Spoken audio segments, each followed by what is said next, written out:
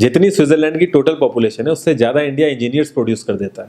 उसके बाद भी रिसर्च एंड इनोवेशन में स्विट्जरलैंड नंबर 1 पे है। इंडिपेंडेंस के बाद से रिपब्लिक ऑफ इंडिया ने 0 नोबेल लॉरियट्स प्रोड्यूस किए इन साइंस।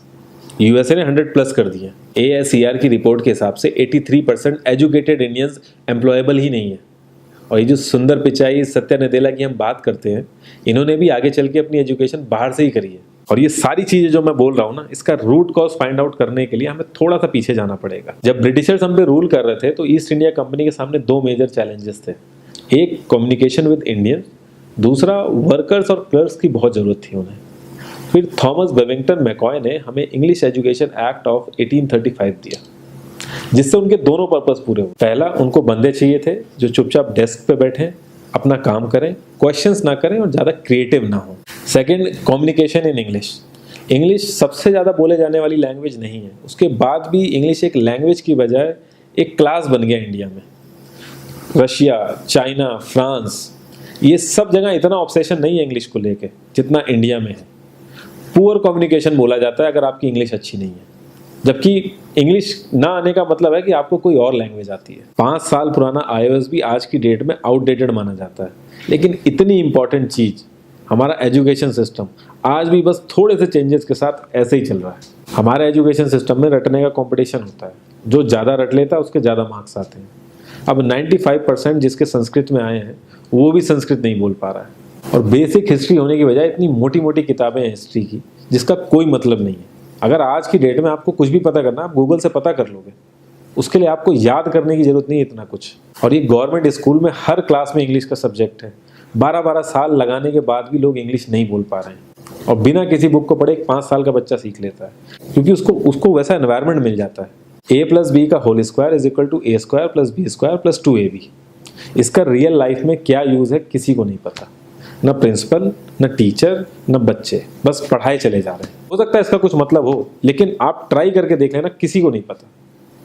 हाँ, 2AB की जगह अगर आपने 3AB बोल दिया तो 4 लोग हंसने वाले मिल जाएंगे आपके ऊपर। किंडरगार्टन में जो बच्चों को सिखाने के लिए टेक्निक यूज होती है वो लाख गुना अच्छी है कॉलेज की वो रटने वाली टेक्निक से। और जिन बच्चों के बहुत ज़्यादा नंबर आते हैं ना, जो वो छुपा छुपा के एग्जाम में लिखते हैं, आप देखोगे जब वो रियल लाइफ में जाते हैं ना तो ज़्यादातर क्रम्बल करते हैं वो।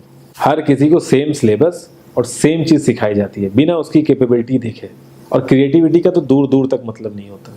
अब एक लाइन से आप शेर, मछली, सांप, हाथी सबको लाइन से खड़ा कर दो और उनसे कहो पेड़ पे चढ़ो, उनको तो जिंदगी भर यही लगेगा ना कि वो तो किसी काबिल ही नहीं है।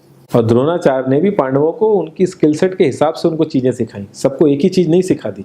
और हमारे एजुकेशन सिस्टम में ज़्यादा ऑप्शंस भी नहीं है। सबसे ऊपर साइंस, फिर कॉमर्स, और सबसे नीचे जाके कहीं नंबर आता है आर्ट्स का। आर्ट्स लेने वाले को तो लोग इतना हल्के में लेते हैं जैसे वो किसी काम का ही नहीं है। हर माँ बाप को तो इंजीनियर या डॉक्टर ही बनाना है। कॉलेज वाले अगर एक्स्ट्रा कोर्स रख भी देते हैं तो माँ बाप एंट्री नहीं कराएंगे, तो वो सारा पैसा बर्बाद होगा कॉलेज का। तो ऑप्शंस कहाँ से आएंगे? और बचपन से ही आपकी ट्रेनिंग स्टार्ट हो जाती है। माँ बाप, भाई बहन, रिलेटिव सब यही समझाते हैं अगर आपके मार्क्स नहीं आए और जॉब नहीं लगी तो आपकी ज़िंदगी बेकार। और लाइफ की क्रिएटिविटी को आप रखते हो साइड में, और ये अच्छे मार्क्स और अच्छी जॉब पाना आपका सपना बन जाता है।